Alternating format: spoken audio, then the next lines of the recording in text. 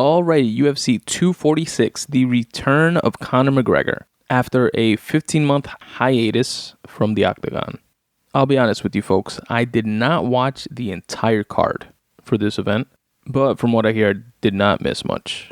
I saw the main event, obviously, and one other fight, which was Roxanne Modafferi versus Macy Barber in the women's flyweight division. And besides that, I'm looking at the card right now. Seems like it was all straight decisions, with the exception of a lightweight bout between Drew Dober and Nasrat Haqparast, which was a first-round TKO in favor of Drew Dober. But yeah, the fight that I actually did see was Modafferi versus Macy Barber. And I believe, based on the commentary, that Modafferi was the underdog in that fight. Macy Barber was an undefeated up-and-comer who was 8-0, and whose goal after entering the UFC was to be the youngest champion in history to beat out John Jones' current record of being the youngest champ in UFC history. That unfortunately was not the case. She went up against Roxanne Modafferi, whose record is 24-16. She's a vet in the game. This is the first time that I've actually seen her fight. I forget what her fight name is, but it was something like the librarian or the nerd or the school teacher or something like that, like something like geeky. Because she kind of has like this, she wears glasses when she's walking towards the octagon. I don't know if that's a gimmick or not. She's very like smiley and like nerdy looking, but she fucked up Macy Barber. Now, Macy was absolutely compromised in the second round. I want to say towards like the middle end of the second round. Roxanne caught her with a punch that actually I don't even remember if she caught her or not. I think she threw a punch. She may have caught her like with a jab, or it was like a thrown punch that Macy then avoided. But in her stepping back away from it, you see that she buckles, like her left knee buckles, and she like falls to the ground and grabs her knee and continues on fighting. But you can tell that the knee is compromised. And to Macy's credit, she is a scrappy, vicious warrior. Like, she kept fighting. She just got up, didn't put weight on that knee when she could avoid not to, and like was throwing like Superman punches to like jump off her other knee. She went back to her corner between rounds. Some miracle worker doctor apparently came into the octagon and like grabbed her knee, like to check her knee, which is the first time that's happened, I think, in UFC history, to like evaluate the knee. And you hear the doctor saying, like, one of the mics picked it up, oh, she has a partial MCL tear, but she's good to fight. And I remember Rogan and Felder, I think, was the other commentator, was saying, and Anik, of course, but they were saying, what, does this doctor have a fucking MRI machine on his fingers, on the tips of his fingers, to like make that very specific determination? She has a partial MCL tear. And while she was going back to her bench, even before that, after the second round, the corner guys that come wipe your face and wipe the blood out of your face, like while you're walking towards your stool, Macy tells him, don't push me, because he was like, she's walking towards him, he's walking towards her, and he wasn't like pushing her, but just the pressure of wiping her face is like pressure in the opposite direction that she's walking, and that was obviously, even that was like fucking with her knee, and she was leaking blood from like the side of her head. So Roxanne was definitely putting it on her. Then came to the third round. She finished fighting. Roxanne won the decision. Definite hats off to her. Then after the fact came out the news that Macy had a full MCL tear and a torn ACL. Not MCL, ACL. My bad, I've been saying MCL the whole time. A torn ACL, and she's going to take 9 months to recover. So wishing her a speedy recovery. And some good vibes headed her way. Now, I'll be honest with you. The rest of the card, that was the final fight on the prelim card. On the main card, there were 5 other fights, including the main event. The only one of those 5 that I kind of sort of wanted to see was Anthony Pettis' fight, but I honestly wasn't looking forward to the rest. I honestly don't know any of the other fighters, besides like Raquel Pennington and Holly Holm, but I wasn't really excited for that fight either. And from, again, what I've heard, it was a pretty much a snooze fest. Dana was even pissed about that fight in the post-fight press conference, was saying that he was about to walk out during that fight, and he was tight about the refereeing, the inconsistency in refereeing where they would stop a fight prematurely in a previous bout, but in this fight, they let Holly and Pennington grapple up against the cage without like breaking them up for like 4 minutes straight or some shit like that. But yeah, Holly's fights don't really excite me. And she's a great martial artist, very respectful on the mic in every single interview that I've ever seen of hers. I like her, how she seems like as a person, and her dedication to the game. And I love that like kickboxing and boxing like background.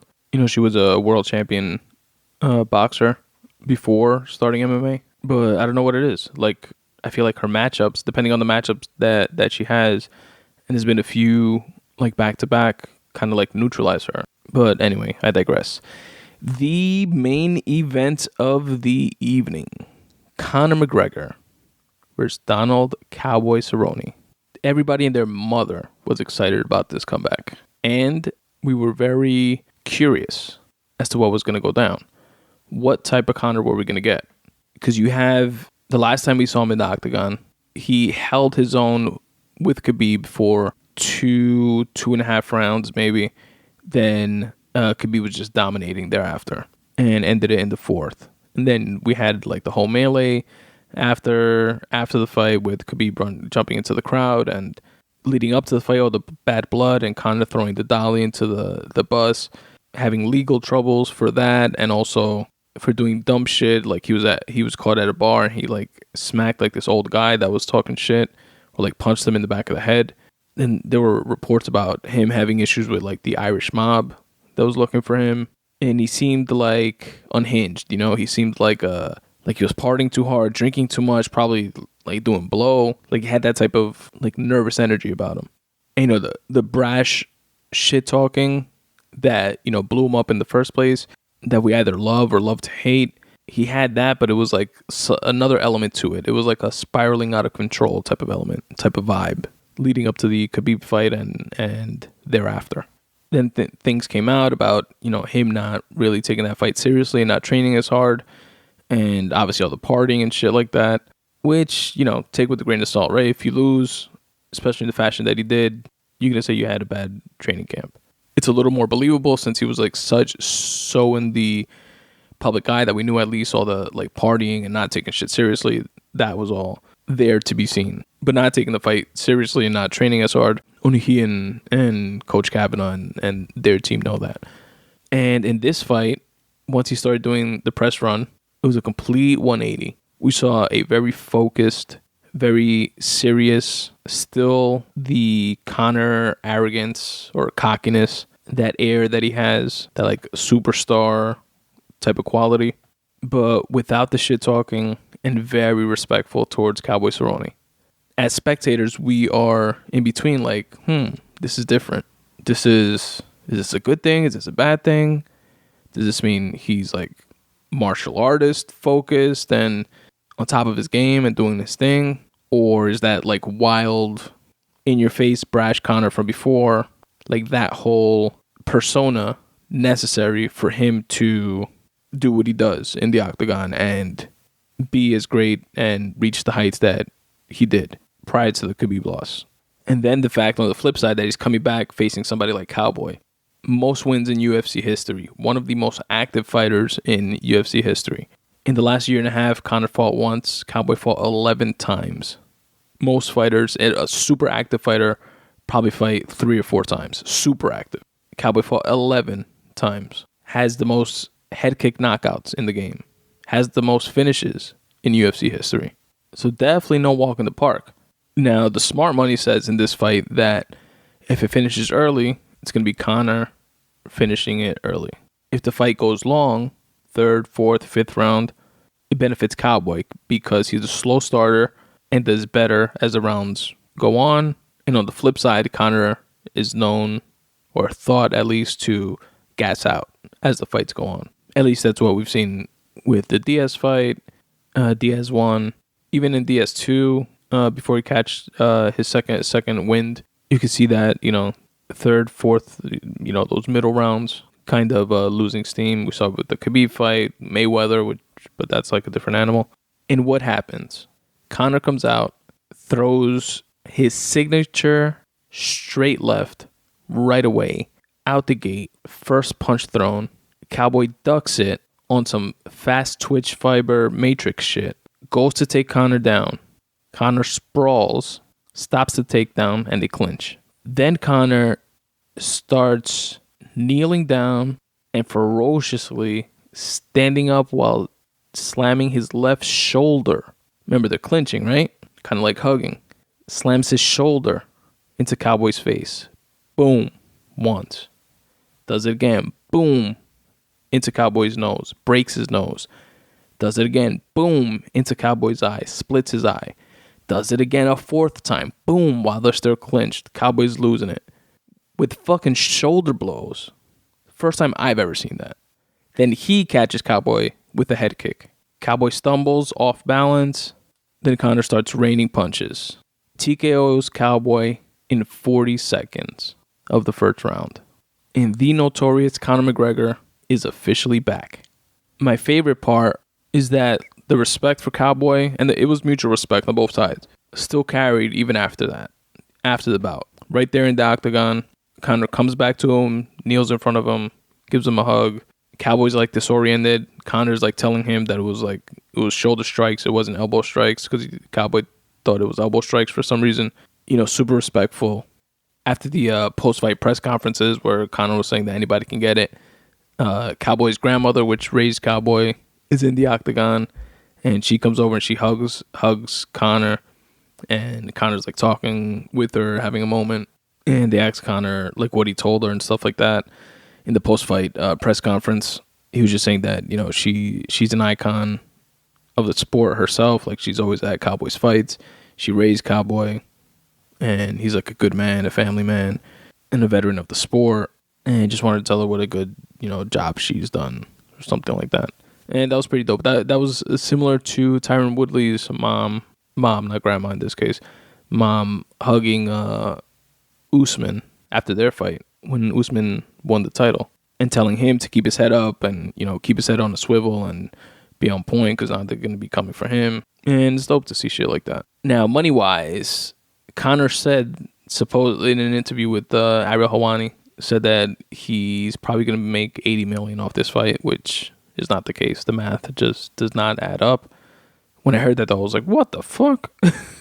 But as you guys know, or if you don't know, UFC discloses the guaranteed amount, but these main eventers, these headliners, they make pay-per-view points, and that's where they make the bulk of their money. So, for example, guaranteed, Conor was making $3 million up front, and Cowboy was making $200,000 and another $200,000 if he would have won. With pay-per-view points, they estimate on, I think it was like Below the Belt with Brendan Schaub, that with the pay-per-view points, Cowboy would probably yield like 3 or 4 million, which is dope. And if I had to guess, I would put Conor maybe in the low double digits millions. But what this win does and sets up for Conor, as he has said from before this bout here, that he wants to make this year the Conor McGregor season. He wants to fight at least 4 times this year, which is super active. And being that this fight was in January, finished in 40 seconds, so far so good. Seems to be lining up. And of the contenders, you have Khabib, obviously a rematch with Khabib, or Tony Ferguson, which people kind of like sleep on. Like, they want to see that Conor Khabib rematch, but forget that Tony Ferguson and Khabib are fighting in April. A fight that has been 5 times in the making. The first 4 times the fight didn't happen. One time Tony Ferguson like slipped on stage while doing press and wound up tearing his ACL. He was out for several months. Another time Khabib, like, his kidneys shut down or some shit trying to cut weight. Another time he was like, he missed weight by too much, couldn't cut weight because he was eating fucking tiramisu or some shit like that. Tony Ferguson was like making fun of him about. And it's been a highly anticipated fight. Most folks say Khabib's biggest competition is Tony Ferguson. So the whole Conor Khabib thing might not even happen if Tony Ferguson starches Khabib, which is a very strong possibility. But anyway, you got Khabib on the table, Tony Ferguson on the table, depending on how that goes. Kamaru Usman, the 170 champ. George Masvidal, the bad motherfucker belt champ. You have Justin Gaethje in that realm. In interviews, there's been mention of another Mayweather fight. There's been mention of a Pacquiao fight, which if he is going to try the whole boxing thing again, I would rather it be against Floyd than Pacquiao. Because Pacquiao's just, I feel like, too fast and too aggressive, like his style, versus Floyd's, which is more of a laid back. Plus, I would like to see how that looks again, like giving him a second shot at it. But yeah, man, I'm excited. Conor's fights garner a lot of attention for the sport, and the hype is usually hilarious and very entertaining leading up to the fights. So I'm definitely looking forward to it. Hats off to Conor, hats off to Cowboy, and that was UFC 246.